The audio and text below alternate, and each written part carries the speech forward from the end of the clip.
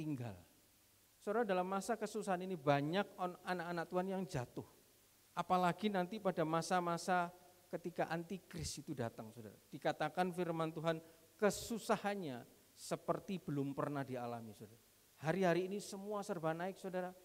Mungkin harga bahan bakar naik, minyak naik, ada orang yang ngomong semua naik, tetapi persembahan tidak naik, perpuluhan tidak naik, saudara. Ada orang yang ngomong begitu, saudara, tetapi semua hal di luar sana naik.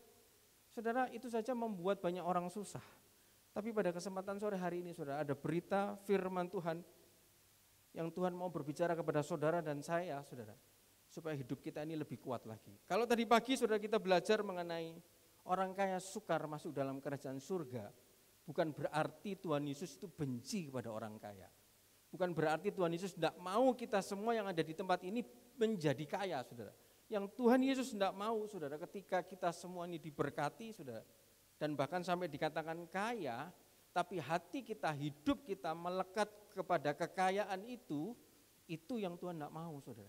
Orang-orang kaya yang seperti itu yang sukar masuk di dalam kerajaan surga. Tapi hari-hari ini, saudara, bukan hanya orang kaya saja yang sukar masuk dalam kerajaan surga, saudara ya. Orang miskin pun, saudara ya, hari ini masih banyak saya lihat orang yang sudah susah, saudara ya. Banyak masalah, hidupnya penuh struggle, tapi cari Tuhannya separuh-separuh. Melayani Tuhannya juga separuh-separuh. Datang kepada Tuhannya juga kadang aras-arasan, saudara. Kalau orang kaya saja sukar, apalagi orang miskin, saudara. Saudara, oleh karena itu pada kesempatan sore hari ini kita akan belajar sesuatu kebenaran firman Tuhan, saudara ya. Saudara, hari ini kita di bulan ini, saudara, mau memasuki yang namanya itu Paskah atau Passover, saudara ya. Di hari Jumat nanti kita akan merayakan hari kematian, memperingati hari kematian Tuhan Yesus, saudara ya. Saudara, kita mau belajar sebelum Tuhan Yesus itu mengalami Paskah, dia dipersembahkan, saudara, ada momen-momen yang dia harus jalani terlebih dahulu, saudara. Saudara, pada sore hari ini saya akan berikan judul Story Before Passover. Saudara, ada cerita sebelum terjadinya Paskah, saudara. Jadi Paskah itu terjadi hari Jumat, saudara. 2 hari sebelumnya, 6 hari sebelumnya, ada sebuah kejadian, saudara. Yang itu yang kita mau semua sama-sama belajar, saudara. Kita mau buka di dalam Matius, kita awali firman Tuhan di dalam Matius 26 ayatnya yang ke-6 sampai dengan yang ke-7.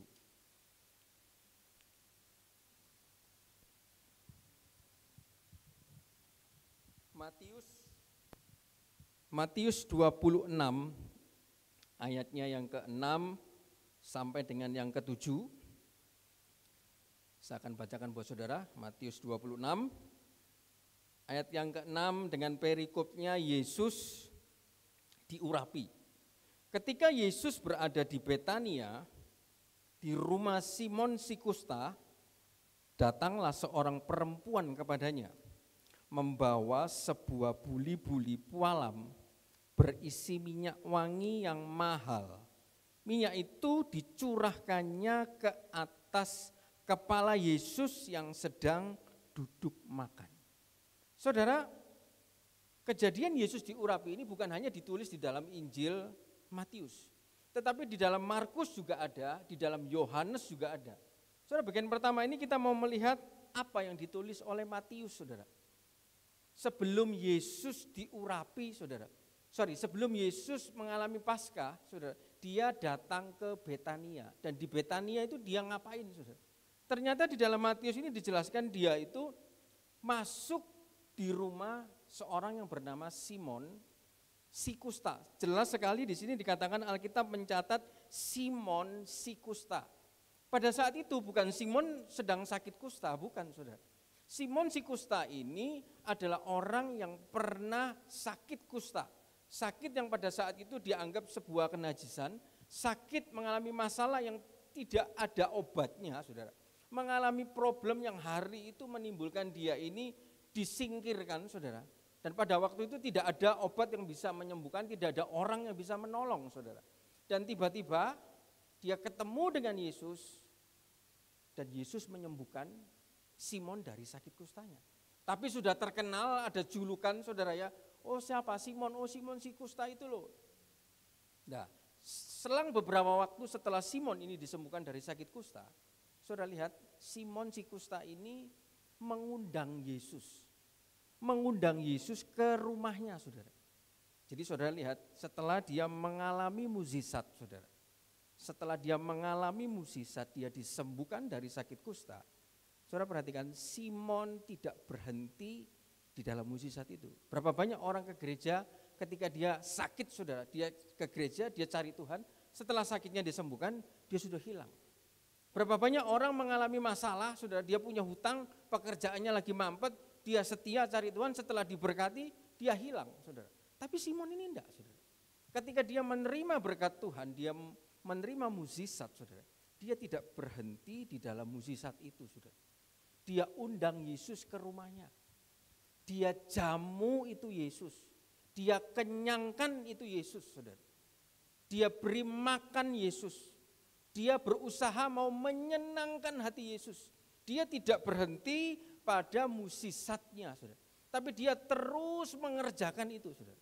Saudara, ketika saya baca ayat ini, saudara, hal yang sama terjadi juga kepada Lazarus. Nanti setelah ini kita akan belajar di slide kedua mengenai Lazarus juga, saudara. Dua orang ini, saudara, Simon si kusta dan Lazarus itu sudah disembuhkan Yesus, sudah dibangkitkan Yesus, menerima mukjizat Yesus.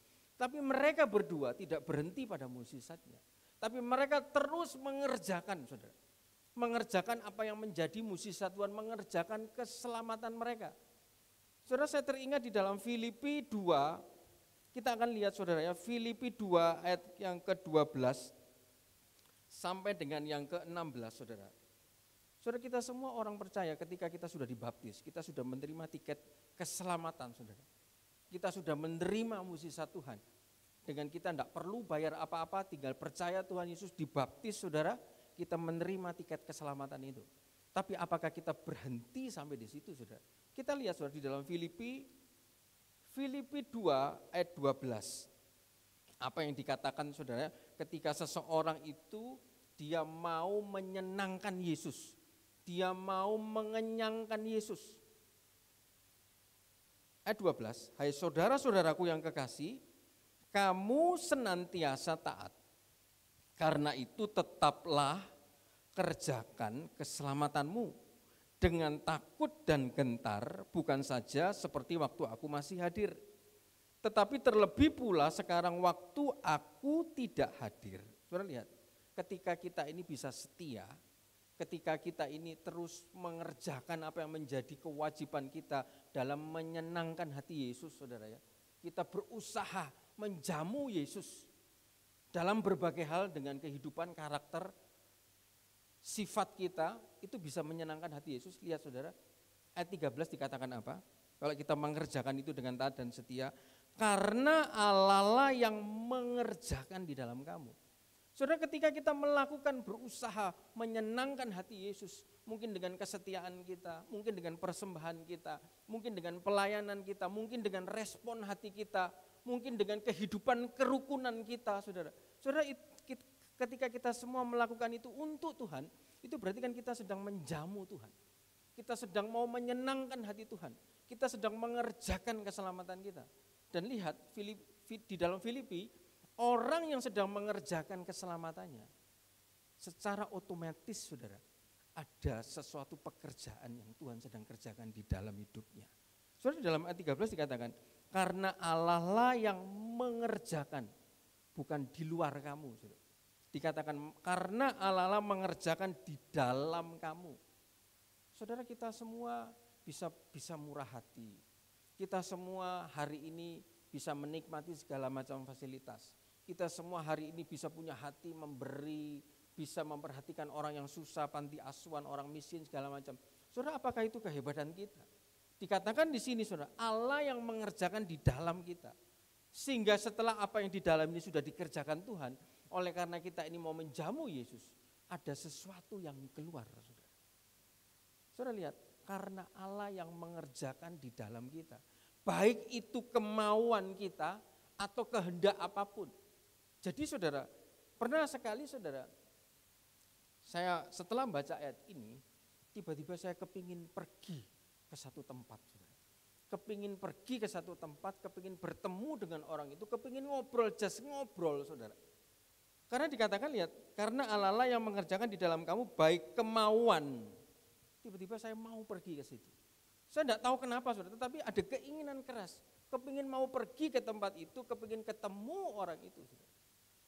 Ya sudah saudara, setelah pergi, ketemu, saudara ngobrol, saudara tidak terjadi apa-apa. Tapi setelah pulang saudara, tiba-tiba ada telepon masuk dari orang itu dan sedang berbicara saudara. Dan tiba-tiba itu memberkati saya saudara. Baik secara finansial, baik secara rohani. Finansialnya orang itu memberi berkat kepada saya. Rohaninya habis saya membaca ayat ini saudara. Saudara kadangkala ketika kita sudah membaca dan melakukan itu firman, saudara bukan hanya sekedar tulisan biasa saudara. Jadi saudara ketika kita setia sama Tuhan, tiba-tiba kita kayak bahasa orang Surabaya yang gomun, kepingin, aku tiba-tiba kepingin pergi ke situ ya. Kok aku tiba-tiba kepingin makan ini ya. Saudara lihat, segala sesuatu yang di dalam kita, kemauan kita, itu yang mengerjakan itu Tuhan.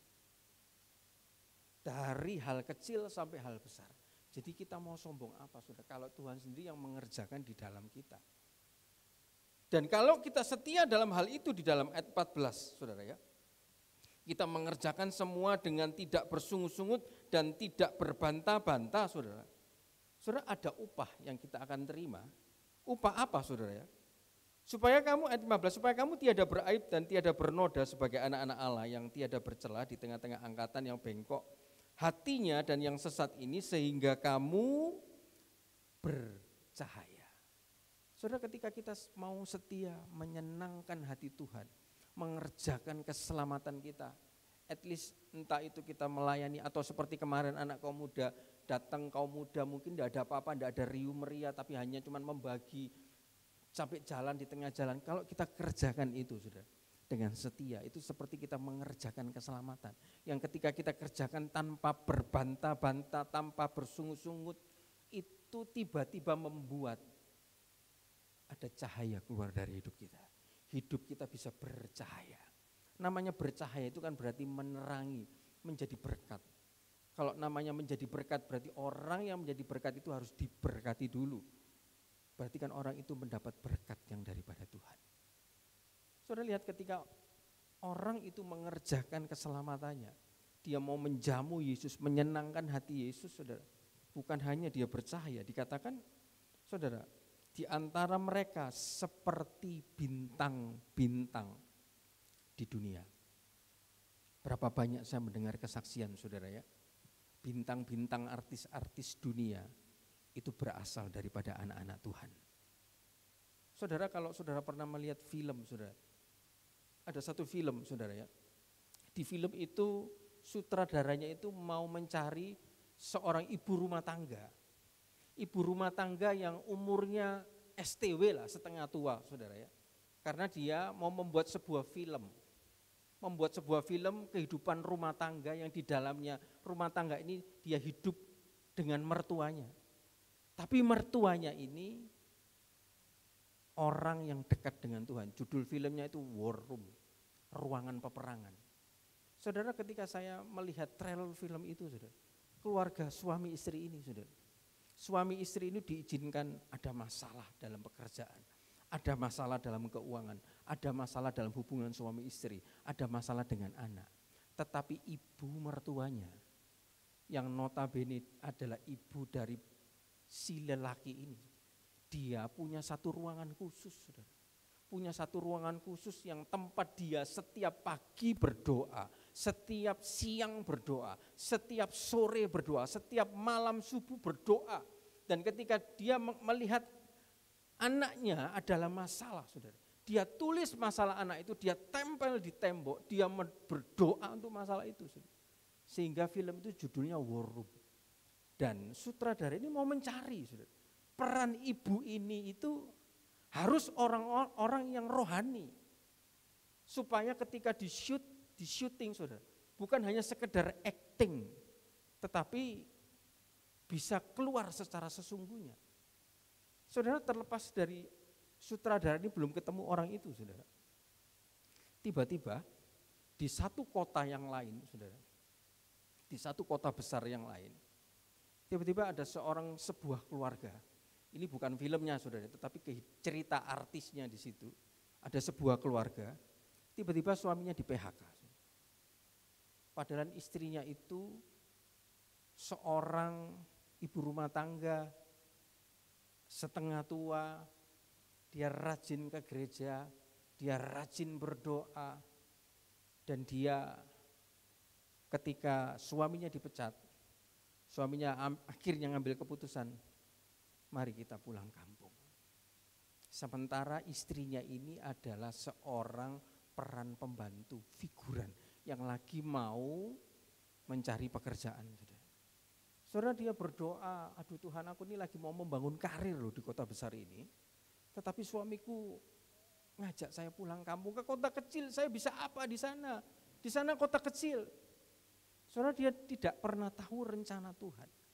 Akhirnya dia karena istri, dia ikut sama suami, dia pergi ke kota kecil itu. Dan tahukah saudara, ternyata di kota kecil itu sedang dilakukan pencarian artis untuk jadi pemeran war room itu tadi, ibu mertua dari si laki-laki. Singkat cerita, istri ini dia ngelamar, dia masuk, dan dia menang piala Oscar. Saudara, ketika saya lihat filmnya, ibunya saudara, itu senang berdoa. Setiap ada masalah dia perkatakan firman. Setiap masalah belum selesai dia catat saudara. Habis dia catat, ketika dia lihat anaknya berkelahi saudara dengan istrinya, dia foto. Habis dia foto, dia cetak, ditempel di tempat ruang doanya, dia berdoa, roh pemecah keluar. Setiap hari berdoa. Saudara, dia tidak berhenti mengerjakan keselamatannya. Dan akhirnya dia menang piala Oscar. Saudara, dari film itu kita bisa berkaca bahwa Tuhan itu kadang punya rencana yang lain terhadap setiap kita. Dan itu saudara, dia menang, jadi kan dia jadi bintang, dan kesaksian hidupnya, saya baca itu juga memberkati saya. Saudara.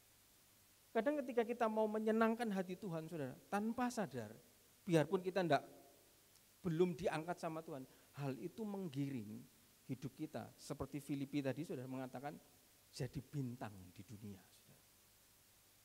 Saudara, dan si Simon dan Lazarus ini, mereka mau mengerjakan keselamatannya.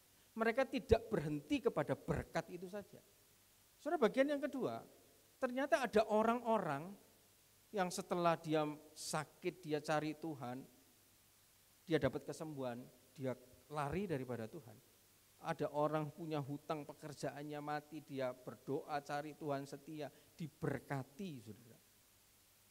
Tiba-tiba orang itu mundur. Alkitab catat apa saudara? Orang itu sama dengan orang fasik. Dan ada satu hal yang ayat saudara ya, saya sampai enggak habis pikir ya, masa Tuhan seperti ini saudara. Tetapi ayatnya mencatat saudara ya, Tuhan itu sedang menyimpan sebuah bencana untuk orang fasik itu tadi. Orang yang sudah cari Tuhan, ketika ada masalah, dia diberkati, dilepaskan dari masalahnya, habis itu dia undur saudara, jadi orang fasik, dan di dalam pikirannya dan perlakuannya, tidak usah sering-sering beribadah, cukup sekali saja, tidak perlu dengar jalan-jalan Tuhan. Saudara, orang itu, firman Tuhan mengatakan itu orang fasik, dan Tuhan sedang menyiapkan sebuah bencana. Ada ayatin, kita lihat di dalam Ayub saudara. Ayub 21, kita lihat di dalam Ayub 21, ayatnya yang ke-14. Ayub 21, ayatnya yang ke-14. Kita lihat saudara ya. Ayub 21, demikian firman Tuhan, ayat yang ke-14. Tetapi kata mereka kepada Allah, pergilah daripada kami tidak suka mengetahui jalan-jalanmu. Ayat 15, yang Maha Kuasa itu apa sih? Sehingga kami harus beribadah kepadanya. Dan apa manfaatnya bagi kami kalau kami memohon kepadanya? Seolah-olah saudara, ini orang yang kaya. Kalau saudara baca ayat sebelumnya, ayat 8 saudara, dia itu orang yang mujur. anaknya mujur, pekerjaannya kuat, saudara. So di dalam ayat ke-8 saya tunjukkan kepada saudara. Keturunan mereka tetap bersama mereka dan anak cucu mereka diperhatikan mereka. Rumah-rumah mereka aman, tidak ada ketakutan, pentung Allah tidak menimpa mereka, lembu jantan mereka memacak dan tidak gagal, lembu betina mereka beranak dan tidak keguguran, kanak-kanak mereka dibiarkan keluar seperti kambing domba, anak-anak mereka melompat-lompat, mereka bernyanyi-nyanyi, iringan rebana dan kecapi, dan bersukaria menurut lagu seruling. Seolah-olah hidupnya orang ini begitu bahagia, saudara. Begitu bahagia, begitu diberkati, begitu mujur sampai anak cucunya. Sehingga ketika ada seorang hamba Tuhan berbicara, ngomong firman Tuhan, sudah kamu enggak usah ngomong firman Tuhan. Ada seorang ngajak dia ke gereja, di dalam ayat 15 dikatakan, apa gunanya beribadah? Saudara ayat 15 lihat, yang Maha Kuasa itu apa? Sehingga kami harus beribadah kepadanya dan apa manfaatnya? Aku enggak beribadah saja, aku kaya kok. Aku enggak beribadah ini loh, aku bisa beli rumah, beli villa, beli mobil, beli apartemen, punya uang, hidupku enak. Enggak perlu beribadah, enggak rajin beribadah. Saudara, itu Alkitab sudah menyamadengankan dengan orang fasik. Dan lihat hal yang mencengangkan di dalam ayat 19, saudara. Bencana untuk dia disimpan Allah. Wah, saudara lihat, ternyata Tuhan itu bukan cuman punya stok berkat, saudara. Bencana buat mereka disimpan oleh Allah. Saudara, orang-orang yang hidupnya hanya berhenti kepada berkat Tuhan. Ketika mereka sudah dapat kesembuhan, kayak berkat, kayak kekayaan, pekerjaan, dan akhirnya mereka undur dan tinggalkan Tuhan. Ayat 19 ini jadi bagian mereka, saudara. Ada bencana yang sedang disimpan kalau mereka tidak segera berbalik, saudara. Ada bencana yang sedang disiapkan buat mereka. Mereka meremehkan itu firman, mereka meremehkan itu ibadah, mereka meremehkan itu mengenai nama Tuhan, saudara. Saudara, dan di sini lihat, si Simon dan si Lazarus ini, mereka tidak berhenti kepada mukjizat Tuhan, tapi mereka terus mengerjakan keselamatan mereka dengan berusaha. Tuhan, ayo datang ke rumahku, tak jamu kamu, tak kasih makan kamu, tak kenyangkan kamu. Saudara, ini yang harus kita punya, saudara. Karena Simon itu pernah merasakan, aku pernah sakit kusta, aku pernah diasingkan, aku pernah merasakan pada titik nadir yang paling bawah. Tidak ada orang memperhatikan saya, keluarga saya, teman dekat saya mengasingkan saya. Dan bahkan kehidupan rasa-rasanya tidak berpihak kepada saya. Semua yang saya lakukan karena saya kusta, semuanya hancur, lebur. Tidak ada harapan lagi. Tapi ketika dia ketemu sama Tuhan, ada jalan keluar. Saudara, ternyata Simon si kusta ini, ketika saya belajar, saudara, itu masih ada di dalam perjanjian lama, di dalam Imamat 14, saudara ya. Orang kalau mau ditahirkan dari kusta, itu orang itu harus datang kepada imam dan dia harus membawa 2 burung. Kita lihat di dalam Imamat 14, saudara ya. Imamat 14 ayat yang ke-4 sampai dengan yang ke-7. Bagaimana supaya kita ini bisa ditahirkan daripada kusta. Kusta bisa kena orang, kusta juga bisa ada di dalam rumah, saudara ya. Imamat 14 ayat yang ke-7. Imamat 14 ayat yang ke-4. Maka imam harus memerintahkan supaya bagi orang yang akan ditahirkan itu diambil 2 ekor burung yang hidup dan yang tidak haram, juga kayu aras, kain kirmisi dan hisop. Imam harus memerintahkan supaya burung yang seekor disembeli. Langsung ayat yang ke-7. Kemudian ia harus memercik 7 kali kepada orang yang akan ditahirkan dari kusta itu, dan dengan demikian mentahirkan dia. Lalu burung yang hidup itu haruslah dilepaskannya. Saudara, ketika saya membaca ayat ini, saudara, ternyata untuk pada zaman dulu untuk ditahirkan dari kusta, orang itu harus datang ke imam.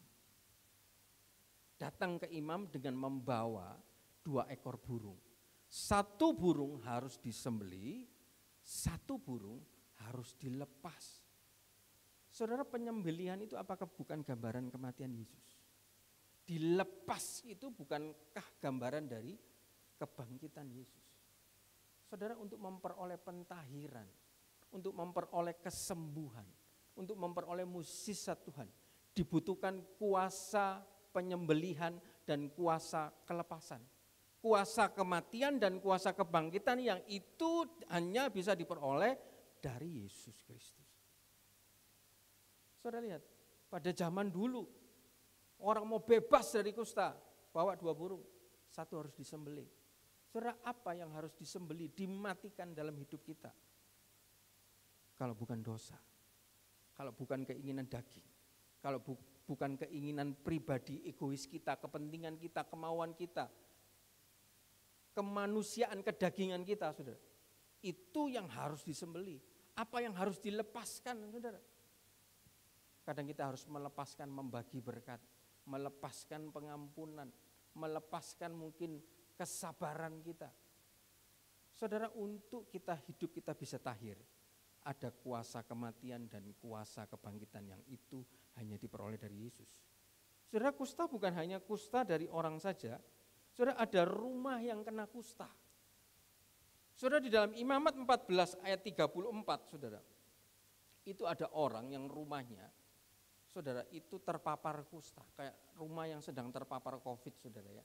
Tapi aneh, ketika ada satu orang rumahnya itu ada yang kena kusta, pasti rumahnya itu tidak tahir, rumahnya itu najis. Dan untuk mentahirkan rumah itu, saudara, lagi-lagi dia itu harus datang kepada imam. Saudara, ayat 34, Imamat 14 ayat 34, apabila kamu masuk ke tanah Kanaan yang akan kuberikan kepadamu menjadi milikmu, dan aku mendatangkan tanda kusta di sebuah rumah di negeri milikmu itu, maka pemilik rumah itu harus datang memberitahukannya kepada imam. Ada kelihatan seperti tanda kusta di rumahku. Saudara, kalau kehidupan seorang Kristen, jemaat Tuhan, dalam rumah tangganya kena kusta, dalam pekerjaannya kena kusta, dalam keluarganya kena kusta. Saudara, kusta itu tiba-tiba orang tidak sadar, tangannya putus. Jarinya putus, tangannya putus, hidungnya copot, terlepas semua, serba kehilangan semua. Tiba-tiba, saudara, kusta itu bukan hanya kusta secara fisik, ada kusta-kusta rohani, saudara. Tiba-tiba di dalam sebuah keluarga, di dalam sebuah rumah, mungkin mengalami kehilangan. Ada benda yang hilang, ada barang yang hilang, ada pekerjaan yang hilang, ada keuangan yang tiba-tiba kok merosot, kok bocor, saudara. Saudara, pada zaman dulu diajarkan bahwa orang itu harus datang ke imam dan ngaku. Saudara, di dalam Yakobus 5 ayat 16, orang yang mau mengaku, bisa dikeluarkan Yakobus 5 ayat 16, orang yang mau mengaku dosanya, saudara, dan mau berbalik, firman Tuhan dikatakan dia itu akan sembuh.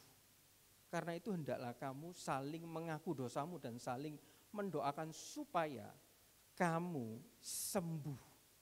Saudara, sembuh itu bahasa aslinya itu purify, dipulihkan.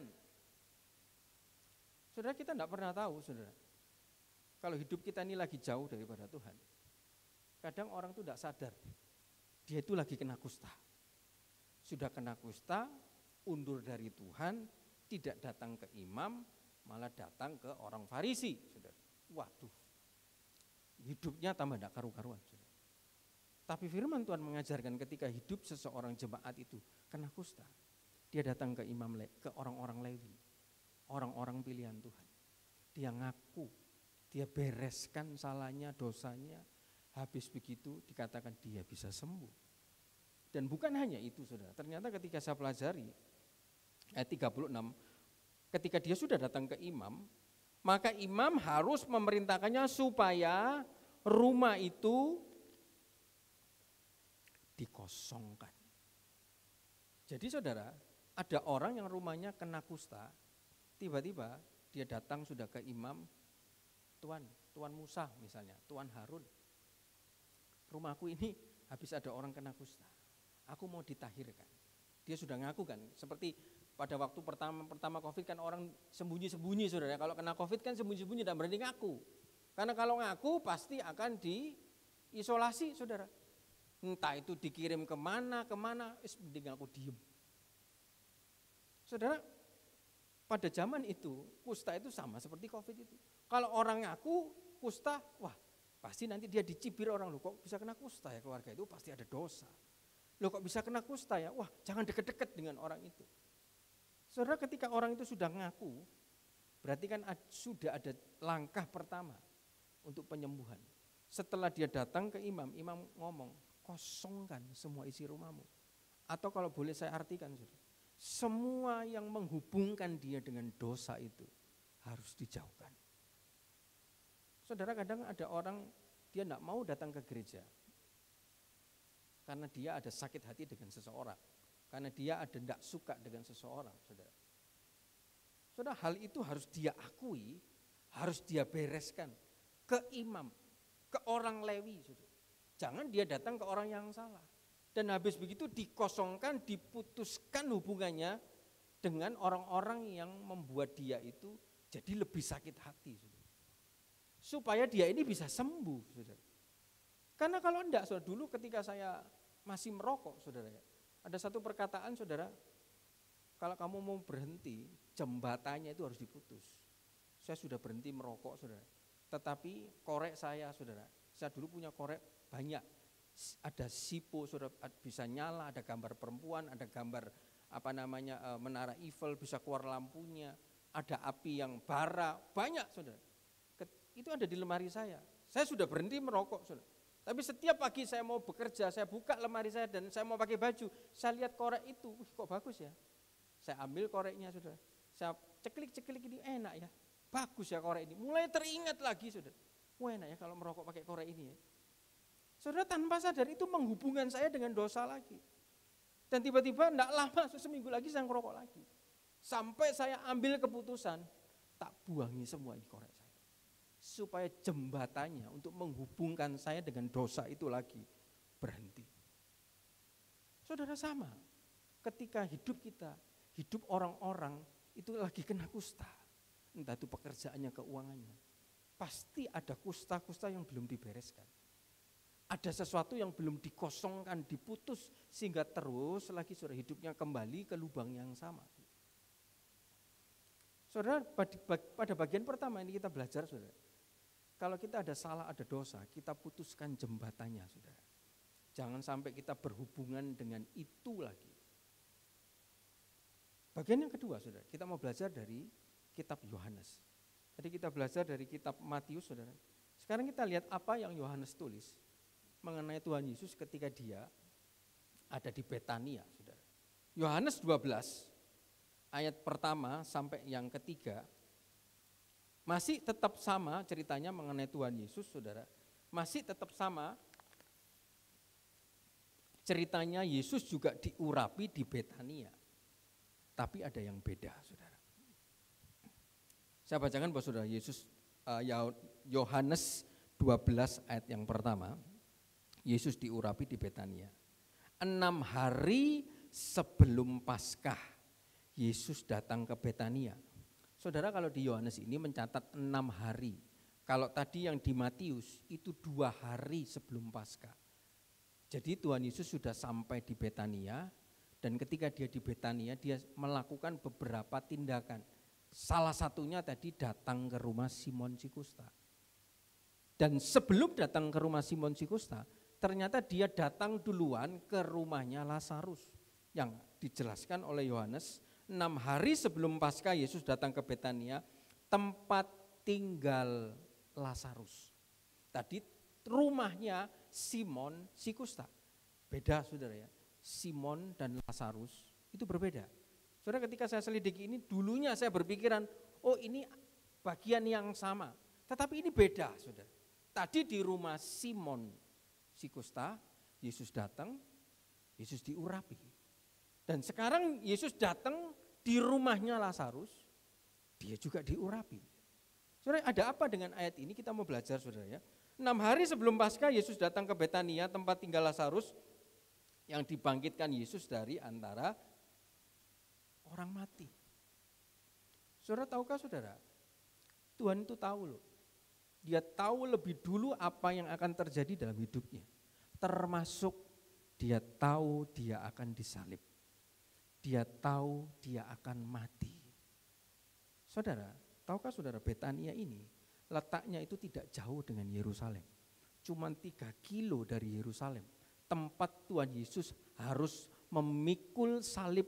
Tempat Tuhan Yesus harus dicambuk, dipukul, dimahkotai duri, ditusuk lambungnya, tangannya, dan bahkan mati. Artinya Tuhan Yesus ketika dia ke Betania, dia datang mendekati tempat matinya. Saudara, kadang-kadang seringkali Bapak Gembala ngomong, kalau ada orang sudah kanker stadium 4, dokter sudah angkat tangan, ini tidak ada harapan lagi, 1 bulan mati. Kalau dia mau makan, minta pisang 1, belikan 1 tandan.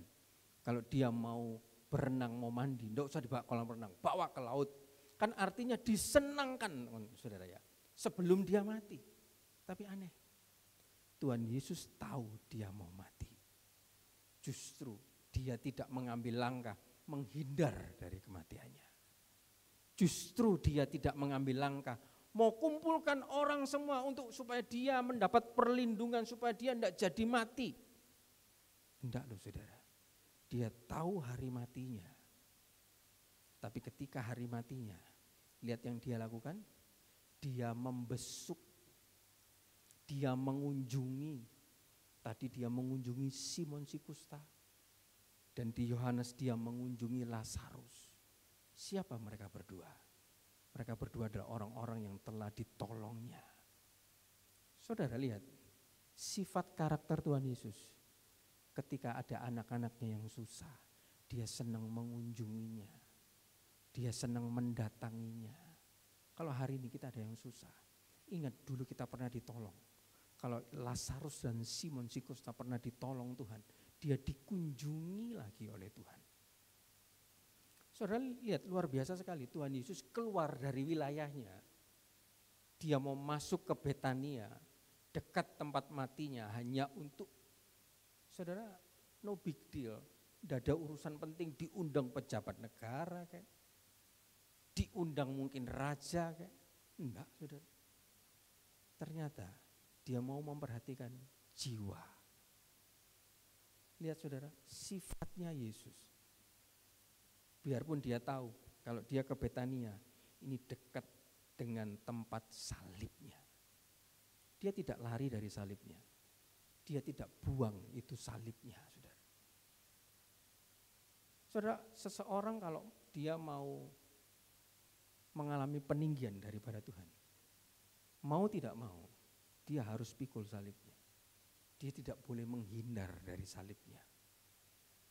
Saudara, firman Tuhan mengatakan di dalam Lukas 9 ayat 23 sampai 24. Lukas 9 ayat 23 sampai 24, saya akan tunjukkan satu rahasia yang luar biasa. Saudara. Lukas 9 ayat 23 sampai 24. Ada perintah yang disampaikan oleh Tuhan Yesus yang mengatakan kita harus pikul salib, saudara ya. Dan hasil dari pikul salib itu apa? Lukas 9 ayat 23 dikatakan, katanya kepada mereka semua, setiap orang yang mau mengikut aku, ia harus menyangkal dirinya, memikul salibnya setiap hari. Nyanya itu bukan huruf besar loh, nyanya itu huruf kecil. Berarti yang harus dipikul itu salib kita, salibku dan salibmu. Setiap kita itu punya salib. Tidak bisa salib kita buang. Dikatakan kalau mau ikut Tuhan, kita ini harus menyangkal diri dan pikul salib kita. Sekali lagi, pikul salibnya setiap hari dan mengikut aku. Hasilnya apa? Ayat 24. Karena barang siapa mau menyelamatkan nyawanya, ia akan kehilangan nyawanya. Tetapi barang siapa kehilangan nyawanya karena aku, yang artinya dia mau pikul salib karena Yesus, ia akan menyelamatkannya. Saudara, menyelamatkan ini saya cari bahasa aslinya adalah auto. Auto dari kata kerja automatic. Saudara, saya renungkan, Tuhan ini maksudnya apa? Orang yang mau pikul salibnya setiap hari, menyangkal dirinya setiap hari, tiba-tiba dia seperti dapat sebuah remote otomatis. Saudara, tiba-tiba saya diingatkan, kamu ingat enggak? Dulu Innovamu kan kamu mau belikan tailgate. Saudara, bagasinya Innova saya itu kalau dibuka itu berat. Saudara.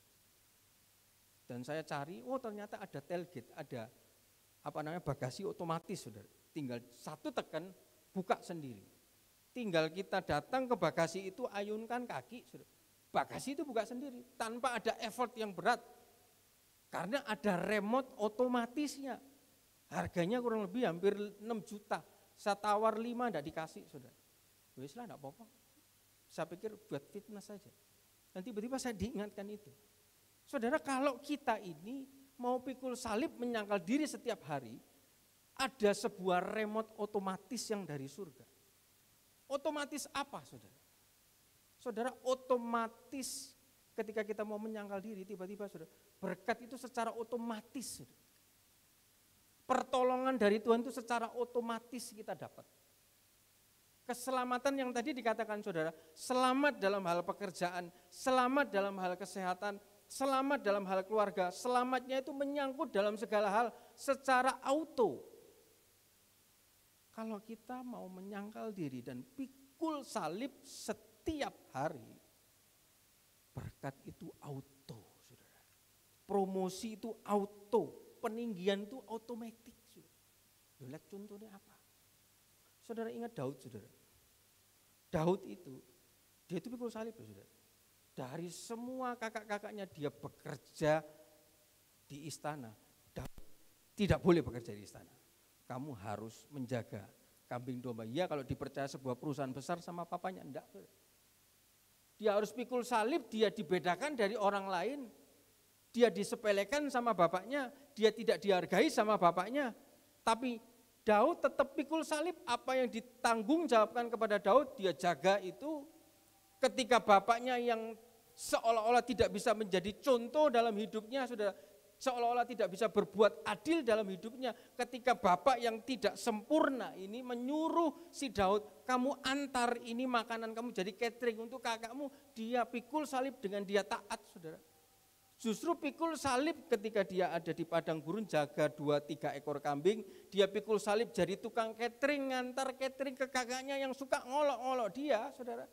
Salib itu mengantar dia kepada promosi. Contoh yang pertama, contoh yang kedua, Saul, saudara. Saudara, Saul ini anak tunggal. Kis bapaknya itu orang kaya. Dia punya bujang, dia punya kacung, saudara, pekerjanya banyak. Dia punya, bukan hanya punya keledai, dia punya kuda, dia punya peternakan yang besar, saudara. Tetapi hanya karena kesalahan Kis tidak memanajemen sistem dengan baik sehingga asetnya ada yang hilang, dan yang hilang itu aset sepele, hanya 2-3 ekor keledai. Karena kesalahan Kis, kecerobohan Kis sebagai seorang bapak tidak bisa memberikan contoh yang bagus kepada Saul, tiba-tiba Saul ini, sudah Saul yang tadinya enak-enak dia anak tunggal, saudara. Harusnya dia jadi tuan muda, ongkang-ongkang di rumah, hanya seperti bos suruh ini suruh itu, jadi komando saja, tiba-tiba dipanggil sama bapaknya. Karena kesalahan bapaknya, dia disuruh pikul salib, kamu cari keledai ini. Saul tidak bantah, saudara. Kenapa kok tidak suruh orang yang lain? Oleh karena dia mau pikul salib mencari hal yang sepele ini, justru salib itu mengantar dia kepada dia diurapi menjadi raja. 2 contoh, saudara, orang yang mau pikul salib mengantar dia kepada promosi. Contoh yang ketiga, Ishak, saudara. Saudara, Ishak itu anak perjanjian. Anak yang dinubuatkan bahwa dia ini jadi anak bapak orang beriman. Anak bapak dari orang percaya, bapak segala banyak bangsa. Harusnya kan dia juga jadi tuan muda dong. Ya kan, tidak perlu dia ini disuruh bapaknya, Ishak ayo ikut papa. Angkut ini kayu bakar ini angkut. Saudara, dia tahu loh dia ini anak perjanjian. Ishak tahu dia anak perjanjian. Tapi dia tetap mau pikul ranting itu karena disuruh sama bapaknya. Sampai di situ itu masih hal yang wajar. Disuruh orang tua, dia ikut. Disuruh angkut kayu bakar segala macam, tapi hal yang aneh loh. Kenapa ya? Papa tadi ajak bujang loh, ajak kungren, ajak karyawan. Kok enggak suruh dia ya? Kok suruh saya? Kadang ada anak-anak sudah punya pembantu atau apa, Pak suruh dek ya, aku capek. Saudara, tapi Ishak ini enggak. Dan sampai di situ itu masih dalam hal taraf yang wajar. Dia mau angkut itu kayu, saudara, naik ke atas bukit. Hal yang enggak wajarnya ketika sampai di atas bukit, saudara, sama bapaknya tiba-tiba, sudah, dia cuma tanya, Bapak di sini sudah ada kayu bakar, di mana dombanya? Bapaknya cuma ngomong, nanti Tuhan yang siapkan. Sekarang kamu tidur di atas batu ini. Saudara, secara akal manusia, Ishak itu bukan orang idiot. Ishak itu bukan orang bipolar. Ada pernah pengkhotbah mengatakan sesat, saudara. Oh, Ishak itu orang bipolar.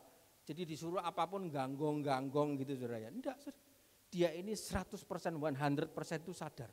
Ketika disuruh berbaring di atas batu untuk tempat disembelih, tidak ada perbantahan. Sampai di titik itu hal yang tidak wajar, saudara. Dan dia mau pikul salib melakukan apapun yang dikatakan bapaknya tanpa perbantahan. Sehingga hal itu membuat dia, Alkitab mencatat setelah selesai dari pencobaan itu, Tuhan cuma kepingin lihat hatinya Abraham, saudara. Setelah itu timbul masa kekeringan, kelaparan, dan Alkitab menulis di dalam Keluaran, maka menaburlah Ishak di saat musim kering, di saat semua susah, di saat semua kiri kanan lagi lapar, lagi tidak punya apa-apa, lagi usahanya tidak berkembang, tapi ada satu orang anak perjanjian yang sudah mau pikul salib, dia menabur. Alkitab mencatat ketika Ishak menabur, maka dia menuai, kian lama kian kaya, semakin kaya, dan Alkitab mencatat sangat kaya. Saudara, 3 hal ini saya sudah bisa buktikan kepada saudara. Hasil orang yang mau pikul salib setiap hari, menyangkal diri, mengantar dia otomatik kepada berkat promo yang daripada Tuhan. Contoh yang terakhir. Saudara, tahukah saudara, Tuhan Yesus kita, dia pelayanannya berapa tahun, saudara? Pelayanannya itu cuma 3,5 tahun. Tapi umurnya 33 tahun. Dan ketika itu saya berpikir, pelayanannya cuma 3,5 tahun. Ngapain saja dia selama 30 tahun? Selama 3,5 tahun, kita lihat secara manusia, hebat saudara. Kasih makan 5.000 orang, berjalan di atas air, saudara. Habis begitu membangkitkan orang mati, mencelikan mata yang buta. Luar biasa selama 3,5 tahun. Tapi 30 tahunnya ngapain? Tahu kok saudara? Selama 30 tahun Tuhan Yesus itu pikul salib. Dia yang Tuhan, dia harus merendahkan diri, menundukkan diri. Jadi anaknya Yusuf, jadi anaknya Maria yang notabene mereka semua ini adalah ciptaannya dia. Selama 30 tahun tidak dikenal, tidak ditulis.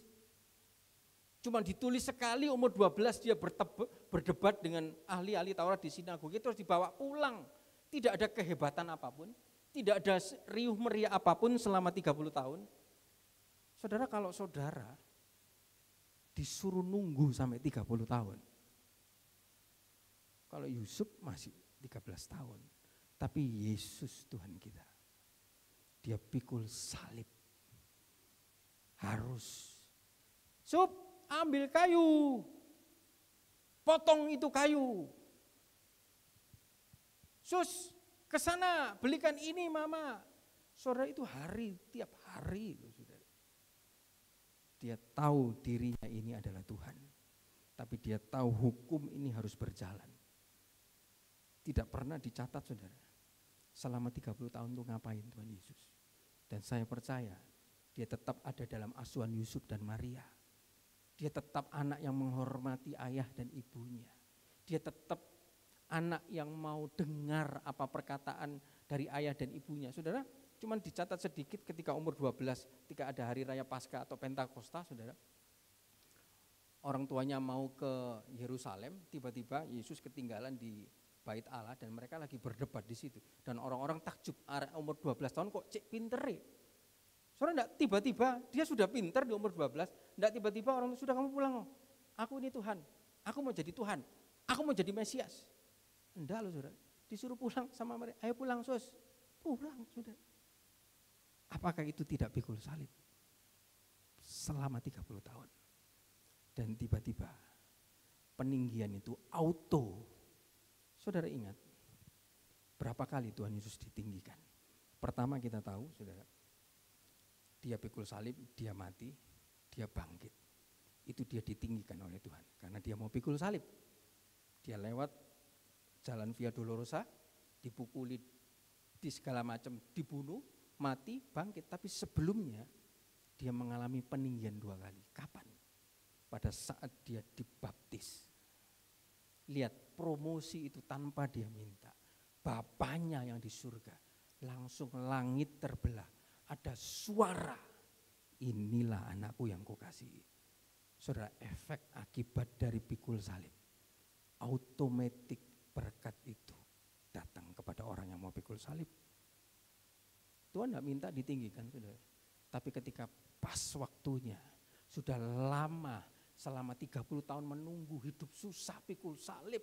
Harus perhatikan orang-orang, ya kalau yang diperhatikan ini orang-orang baik. Sudah orang-orang susah, dikasih tahu angel, sudah ngelawan, berontak, tetapi suruh Tuhan tetap ngasihi, suruh Tuhan tetap perhatikan, apakah itu bukan pikul salib, saudara.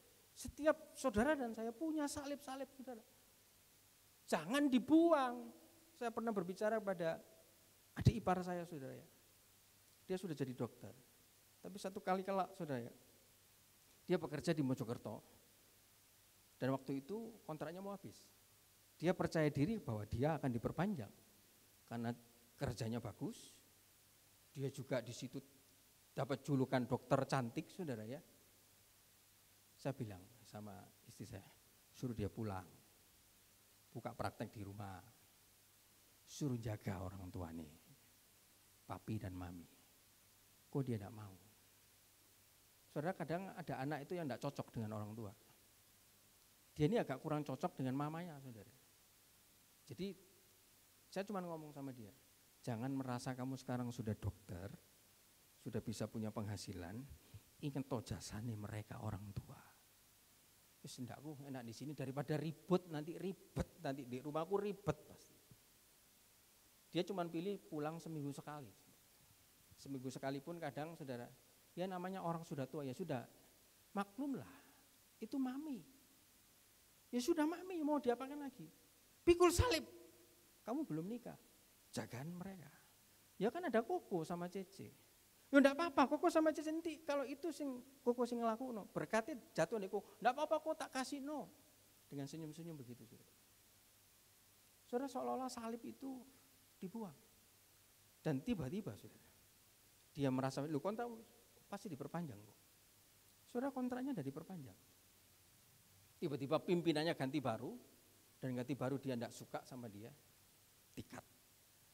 Mau enggak mau dia harus pulang. Saudara, saya sudah ngomong sampai no sama dia. Betul kan omongannya kok, suruh pulang.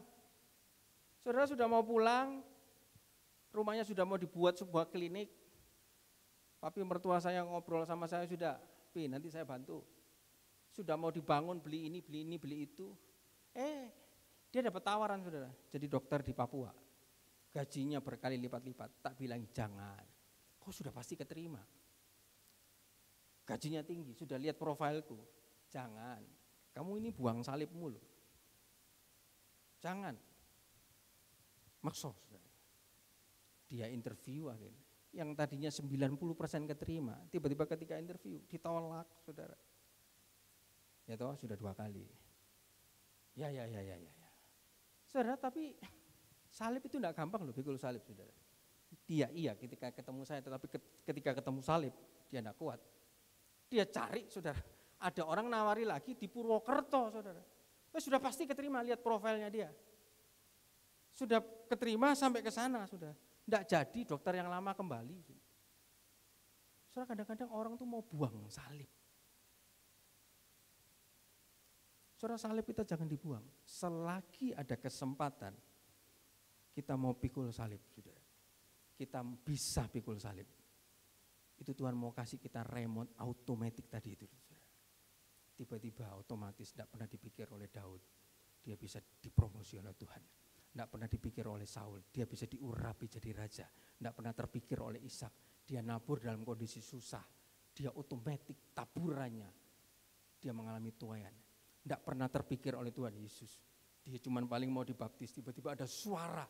Suara itu didengar oleh semua orang, saudara. Promosi itu datang dari Tuhan secara otomatis. Beda halnya kalau orang itu mau buang salib.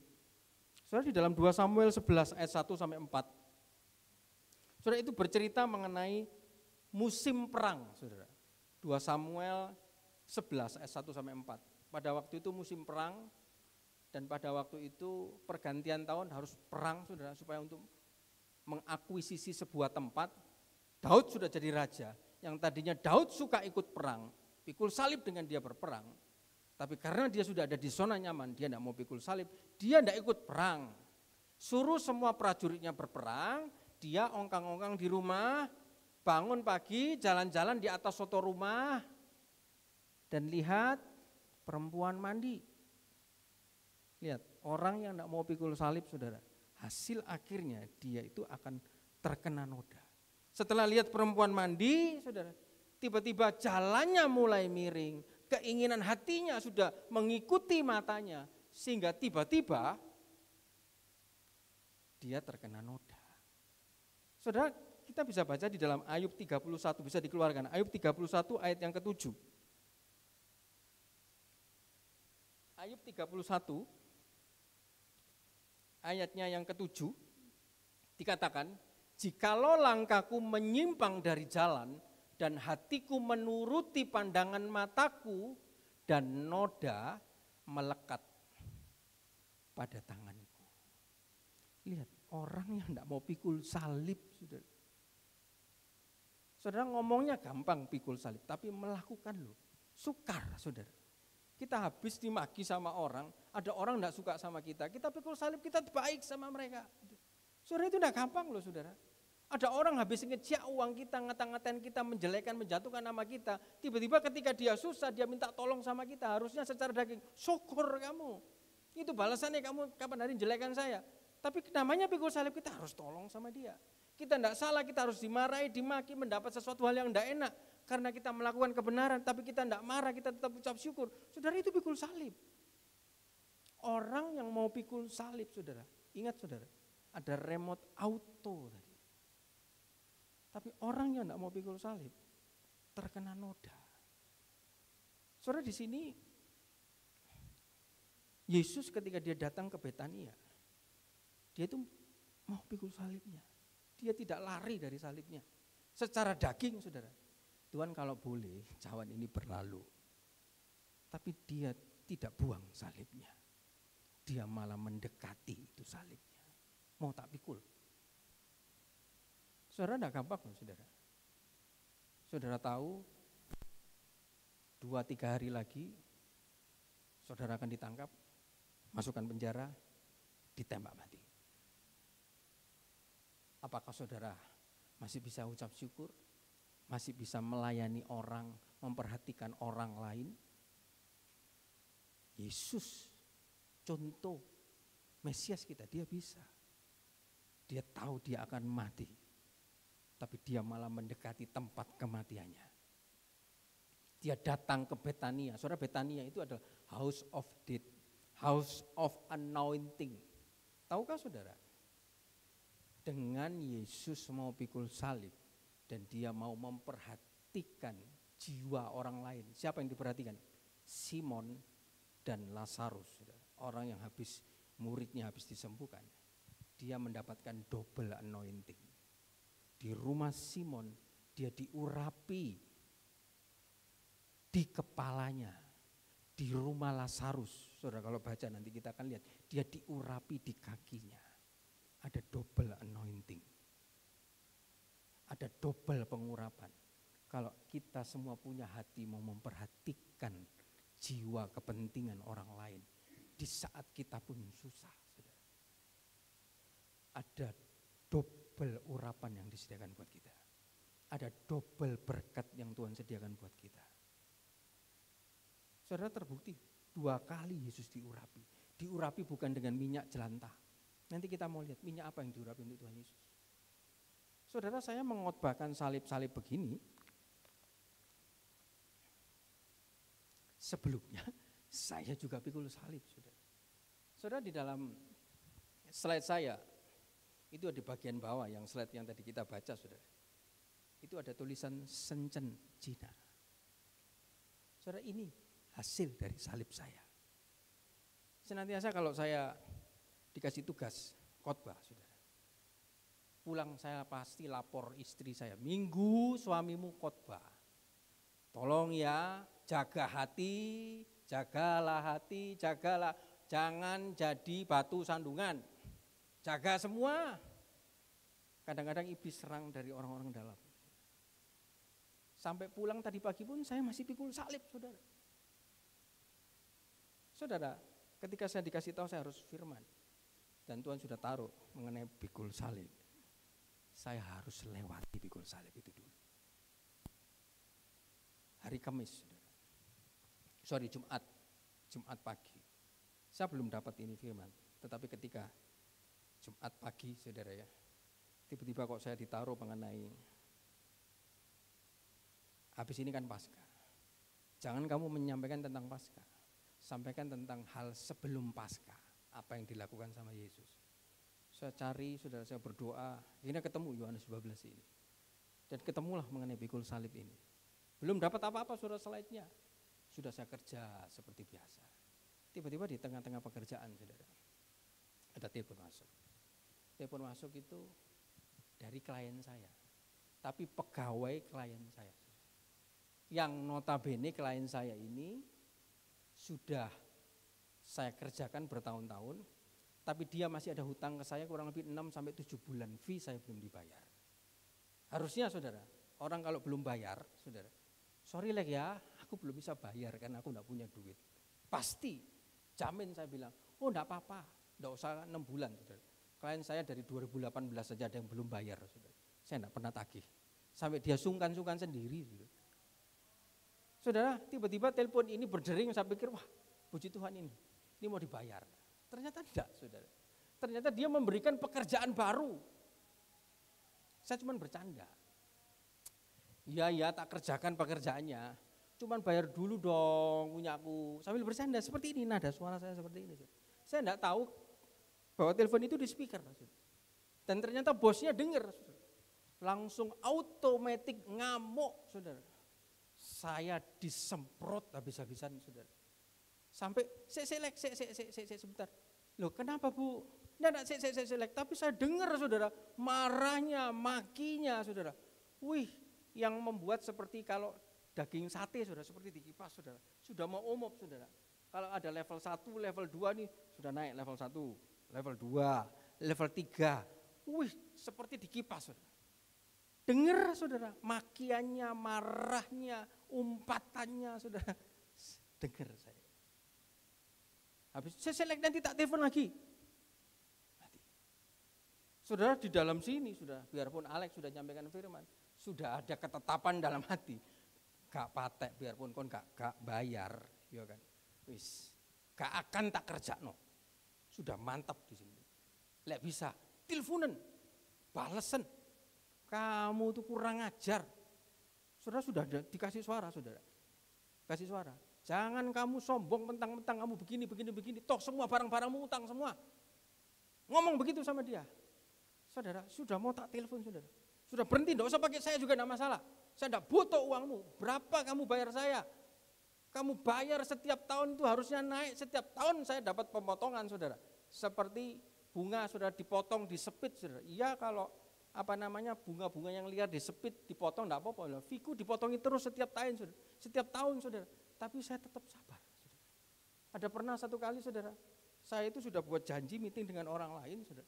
Tiba-tiba orang ini minta meeting sama saya. Harus datang. Sorry Pak ya, kan aku sudah ada meeting. Aku butuh setengah jam ya, kan kamu minta jam 10. Aku minta jam setengah 11 aku sampai. Enggak, aku udah bisa. Jam 10 lu harus sampai sini. Sudah, saudara, meeting saya cancel, saya sampai di sana. Tahukah saudara, saya disuruh nunggu 2 jam, saudara. Hati saya sudah omop, saudara, tetapi sabar. Suruh nunggu 2 jam, suruh lihat dia telepon, saudara. Habis begitu sudah selesai, cuman apa, saudara? keluarkan uang 10 juta gebok dilempar ke meja. Lagi, ambil, sudah pulang kau. Saudara, hati ini saudara kadang gak butuh uangmu gebokan gini gak apa-apa aku. Saudara, orang yang sama pada waktu itu yang memaki saya. Padahal semua pekerjaan yang saya kerjakan tidak pernah ada yang namanya klaim, tidak pernah ada yang namanya pemeriksaan pajak. Dan hari itu saya sudah berketetapan, mandek, gak pakai aku, suruh cari orang lain. Saudara, tidak lama, karyawannya telepon saya lagi. Saya masih dalam hati yang panas, saudara. Masih ada dalam hati yang panas. Tapi ketika telepon, gini loh, sorry Pak, apa namanya ini kita minta tolong lah, ini soalnya urgent butuh hari ini. Ya kalau orang minta tolong itu kan ya harusnya ngomong baik-baik dong. Kan ini bukan job desk saya. Job desk saya sudah kerjakan. Tapi hak saya tidak saya terima. Dan itu pun aku gak nagih loh. Dan sekarang kamu minta tolong kepada saya untuk mengerjakan ini, ya wajar dong saya menagih hak saya. Sudah hak gak dikasih kerjaan baru, terima makian dan umpatan. Saudara sudah mau keluar, saudara. Ini kamu speaker ya? Iya, sudah mau keluar, saudara. Sudah stop saja. Tapi tidak bisa, saudara. Tidak bisa keluar. Tiba-tiba sudah seperti ada sesuatu yang turun dari hati saya. Alek, kamu kan mau menyampaikan firman hari Minggu mengenai salib. Pikul itu salib. Saudara, seperti ada yang guyur saya, saya diem aja, lama dia ngomong tolonglah Pak. Dan tiba-tiba saya bilang, iya. Diingatkan semua makiannya, perlakuannya semua, saudara. Tapi saya mau menyampaikan firman mengenai salib. Pikul itu salib, jangan buang itu salib, jangan lari daripada salib. Singkat cerita hari itu, saudara, saya kerjakan apa yang menjadi maunya. Saya tidak berpikir apa-apa, saudara. Setelah itu, saya harusnya waktu itu saya gunakan untuk mau siapkan ini firman, tidak bisa. Saya karena dia bilang urgent, tolong sekarang, karena ditunggu sama orang bank.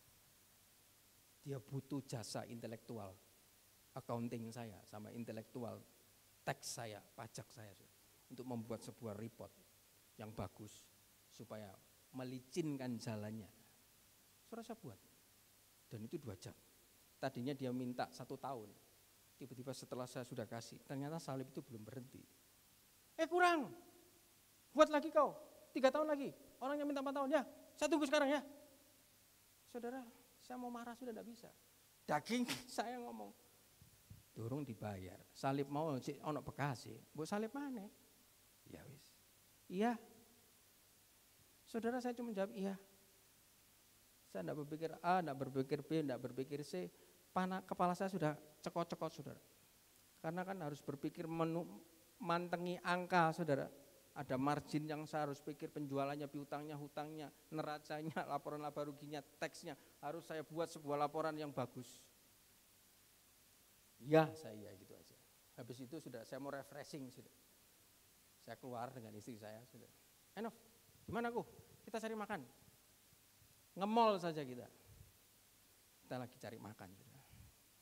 Saya tidak dengar telepon saya itu berdering. Saya tidak angkat. Dan saya lihat ada sebuah nomor yang tidak saya kenal. Saya tidak kepingin untuk telepon balik karena saya masih capek, saudara. Kalau saudara ada masalah pasti belakang ini cokot-cokot, saudara. Untungnya istri saya sudah beli lagi minyak pegelinu, saudara. Ya kan? Tak gosok lagi lumayan nih, dapat minyak pegelinu, saudara. Minyak pegelinu yang saya sudah tidak ada. Ternyata dapat datang yang baru. Nov, lupa bawa pegelinu. Tak gosok itu kamu tuh kayak bapak-bapak itu, ya apa ngeluhin, Nov, kamu gak iso mijet ya. Saudara, saya gosok sendiri, saudara. Jadi di mall ambil gosoknya kepala ini. Lumayan, saudara. Seperti ada yang mijet, saudara. Ada telepon, saya tidak angkat, tidak tahu, saudara. Habis itu saya makan. Wes Nov, kok tak duduk sini? Loh, kok kamu tidak makan? Wes beli no. Saya suruh istri saya yang jalan. Beli no ya. Kok kamu ngapain sih? Ngasuh. Saya bilang begitu. Saudara, ketika ngasuh, telepon ini berdering lagi, nomor yang sama. Saya tidak kenal. Saya juga tidak angkat. Belum ada asupan masuk ke dalam, saudara. Gimana mau berpikir, saudara? Sampai makanan datang, habis begitu saya makan, saya minum, ternyata dia sudah WA duluan. Boleh enggak izin saya telepon? Sopo orang ini? Can I call you? Loh kok Inggrisan? Saya telepon, saudara. Ternyata dia ini orang dari Shenzhen. Saya enggak kenal dia. Shenzhen itu Cina, bukan pasar keputaran, saudara. Dia punya usaha di Surabaya. Tapi dia sedang ada di Shenzhen pada hari Jumat. Dia sudah punya konsultan yang lama, tapi dia tidak puas. Dia pengen cari konsultan yang baru. Saya belum sempat tanya, kamu tahu nomor saya dari mana? Dia cuma intinya, bisa enggak kamu kerjain pekerjaan ini? Saudara, saya tidak cari. Seperti tadi, ada remote auto. Saya bilang sama dia, yes, I can help you. Tapi aku butuh, I need your support document. What you need, apa yang kamu butuh? Bla bla bla bla bla bla bla bla. Wah, kok so many, dia bilang, kok begitu banyak? Oh iya, karena kalau saya yang urus, if I handle this one, aku harus tahu cerita sebelumnya dan aku harus pelajari dulu. Wah, kalau gitu, aku tak ketemu kamu hari ya. Saudara, orang dari Shenzhen, aku enggak kenal. Oh boleh, kapan? Loh katanya kamu di Shenzhen, enggak apa-apa. Senin bisa. Senin janjian di kantor saya, bukan saya yang ke kantor dia. Saya cuma ngomong, kamu datang ke kantor saya. Oke, jam berapa? Ya di atas jam 11, jam 12. Selesai, saya pikul salib. Saudara, saya makan tuh sambil nangis. Ternyata sebelum saya menyampaikan pikul salib, saya harus alami dulu itu salib. Dan sampai pulang gereja ini pun sudah ada panggilan. Sudah selesai laporannya Pak Alek. Saya belum, hari Minggu, besok, minggu depan tak selesaikan pasti. Sabar, saya bilang. Oh iya, kita cuma mengingatkan, beres. Pulang dari gereja masih dapat salib lagi tadi. Oh saya sudah tahu, saya mau menyampaikan salib. Saya harus lolos dulu dari salib. Sehingga roh itu saya bisa transfer ke saudara. Saudara, jangan buang salib. Tuhan Yesus tidak menjauh daripada salib. Dia pikul itu salib.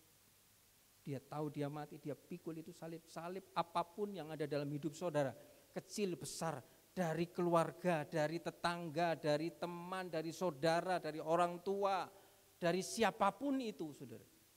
Dari mertua, jangan dibuang. Jangan digampangkan. Pikul itu salib. Maka saudara akan dapat sebuah remote auto tadi. Saudara, bagian selanjutnya.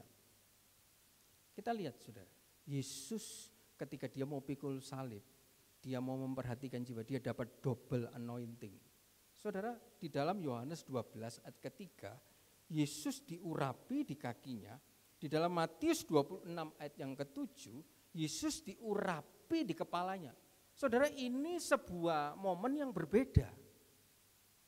Di Yohanes, Yesus diurapi di rumahnya Lazarus. Di Matius, Yesus diurapi di rumah si Simon.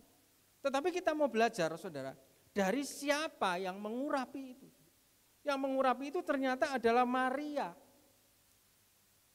Saudaranya Marta, saudaranya Lazarus, yang bukan orang kaya. Kalau orang kaya tidak mungkin dibiarkan saudaranya Lazarus jadi pengemis, saudara. Mereka orang biasa-biasa, saudara. Tapi yang anehnya, yang dipakai oleh Maria itu adalah minyak narwastu. Saudara tahu minyak narwastu? Itu minyak yang harganya mahal. Sampai Alkitab mencatat 300 dinar. Saudara, 300 dinar kalau dikurskan US itu 55.000 US. Kalau dikurskan rupiah itu 825 juta, saudara.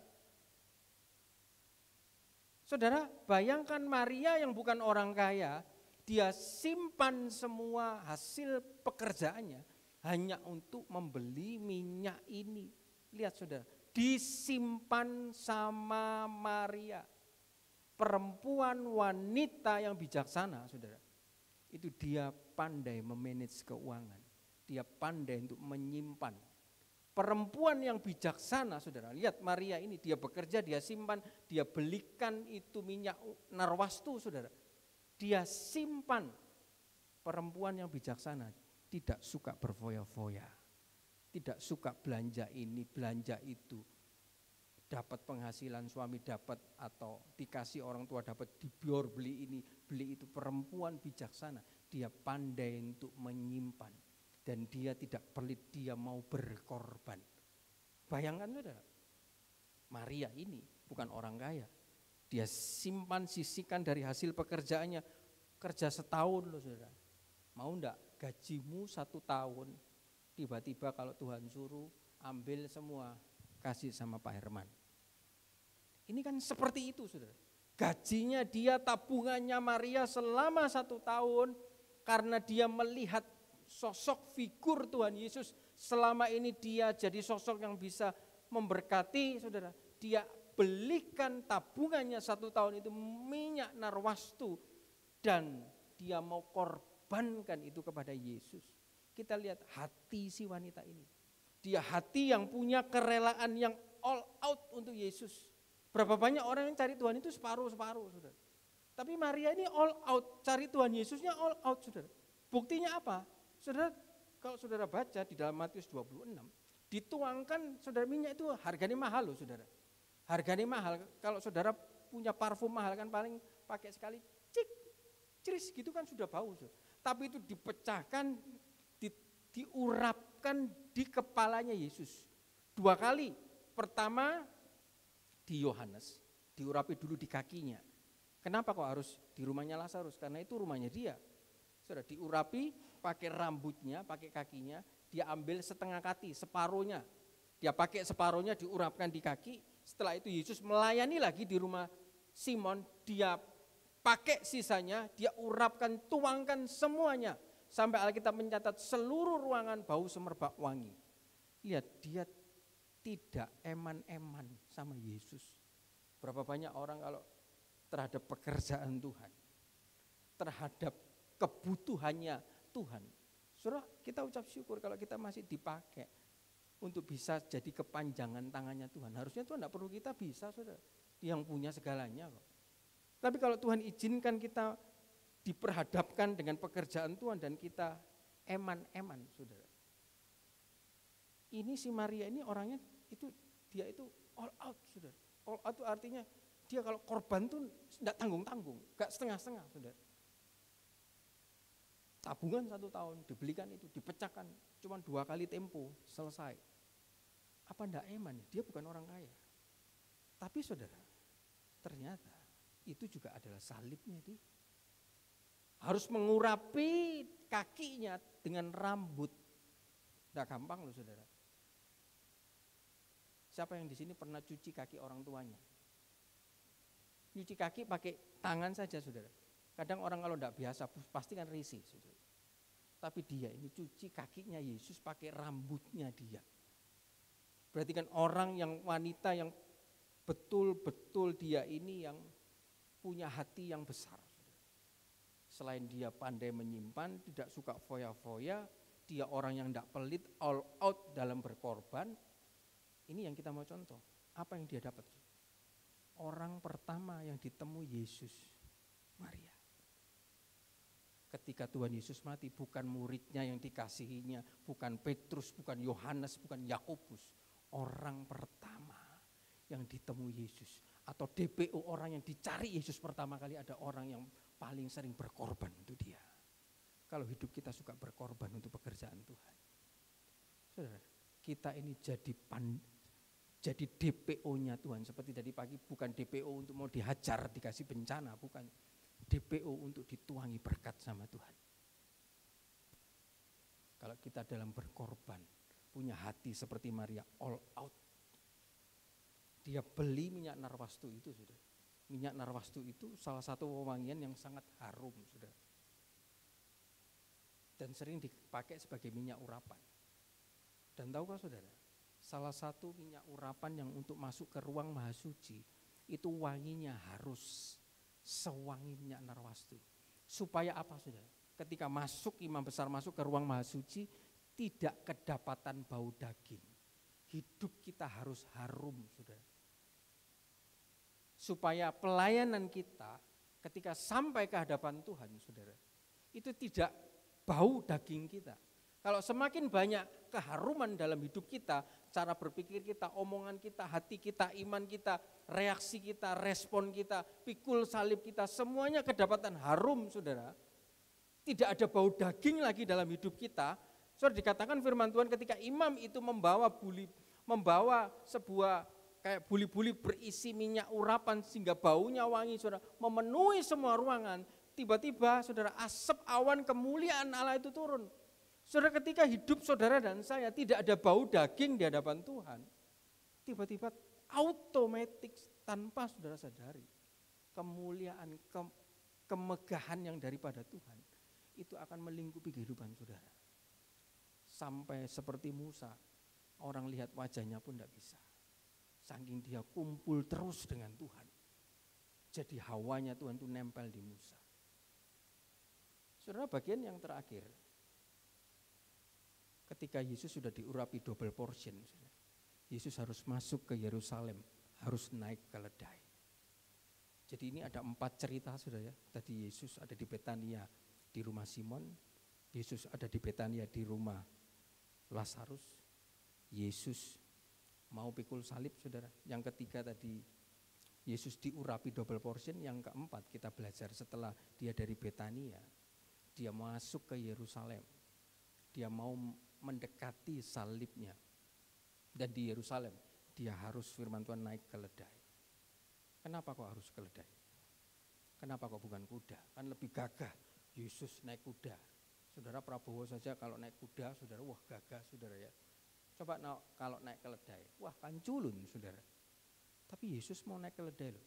Hal yang bodoh bagi dunia itu dipakai Tuhan, dipilih Tuhan.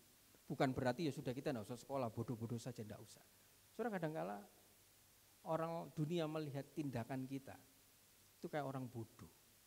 Ngapain kamu ngasih makan orang tiap hari, buang duit sampai ada orang ngomong. Gerejamu ku bayar listrik kayak gak iso kok kayak makan uang bendino ku ya opo sih. Jarno lah Bu, itu urusannya dia sama Tuhan. Kamu sudah enggak lah mau bantu ya bantu, lah mau bantu ya sudah. Saudara, kadang kan bagi orang dunia bayar listrik kayak gak iso kok ngasih makan uang bendino, kan bodoh bagi orang dunia. Bukan berarti kita ini bodoh, saudara. Bukan berarti wah kalau firman Tuhannya ngomong apa yang bodoh bagi dunia dipilih Tuhan, bukan berarti kita harus bodoh dan sekolah, bukan saudara. Kadang ketika kita ikut Tuhan, kita orang dunia menganggap kita ini seperti orang bodoh. Lek aku pagi lek sumku ngantuk bendino terus samsum lek sampai boyokku iku loro lek pernah kape tiba. Ya wis iku kan pikul salib sih Bu, saya bilang begitu. Wis lek aku mandek sik, dia bilang begitu saudara.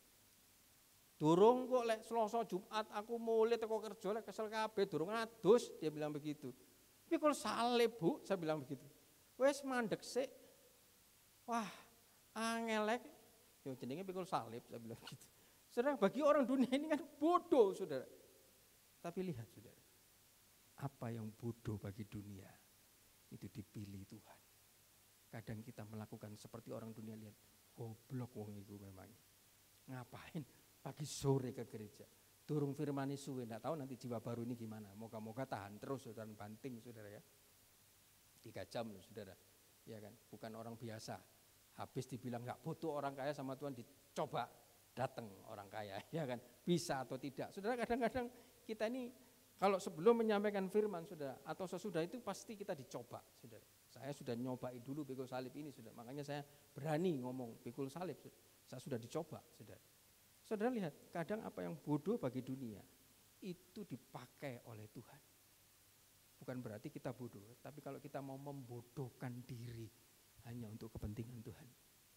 Saudara, kadang ada orang mungkin melihat, ngapain masuk nang kuburan, perempuan cungkoren lagi, putih-putih masuk ke kuburan, mau ngapain, mau cari dukunnya. Tetapi kan pikul salib, saudara.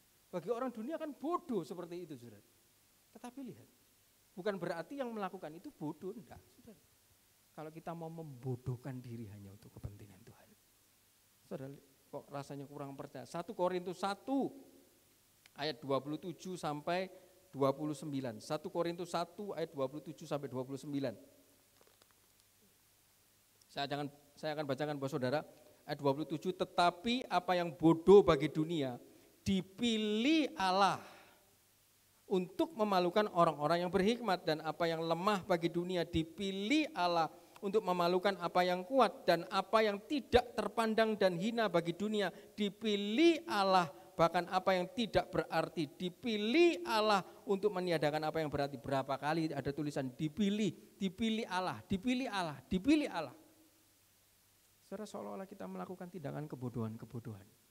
Ibadah pagi, sore, Zoom tiap pagi, Selasa, Jumat. Rasanya kok kayak orang hong-hong, katanya ibu tadi, saudara.